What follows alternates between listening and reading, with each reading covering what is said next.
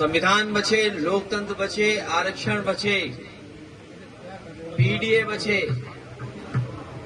और बाबा साहेब भीमराव अम्बेडकर जी के रास्ते पे चल करके हम लोग डॉक्टर राम मनोहर लोहिया का सिद्धांत जो समानता का है, गैर बराबरी को खत्म करने का है, दाम बांधो नीति को लेकर के आगे बढ़ने का है, उस दिशा में हम लोग काम करेंगे। और नेताजी ने जो रास्ता दिखाया है विकास का और संघर्ष का, उसको लेकर के भविष्य में समाजवादी सरकार बनने जा रही है। इसीलिए भाजपाई लोग घबराए हुए हैं, इतने घबराए हुए हैं कि अब उनके मुंह से विकास के अलावा विनाश ही निकल रहा है। विकास कम गिना पा रहे हैं। अच्छा, विकास गिनाने निकलते हैं तो गलती से समाजवादियों का ही विकास बता देते हैं।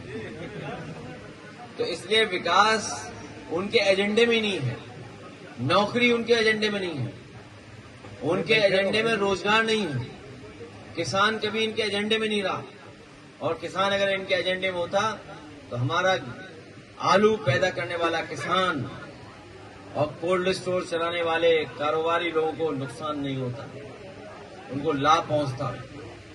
आलू को खरीदने का वादा किया था, 1 किलो भी आलू नहीं खरीदा उन्होंने। मंडी को चौपट कर दिया और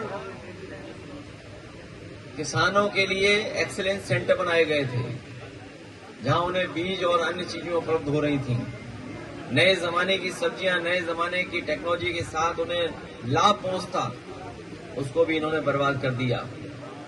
देश का सबसे मॉडर्न काउ मिल्क प्लांट लगा, वो भी बंद कर दिया। कार्डियोलॉजी डिपार्टमेंट का पता नहीं क्या हो रहा है। कैंसर इंस्टीट्यूट के साथ साथ यहाँ कैंसर का इलाज होता, वो पता ही नहीं क्या हो रहा उसका। पैरामेडिकल बर्बाद कर दिया।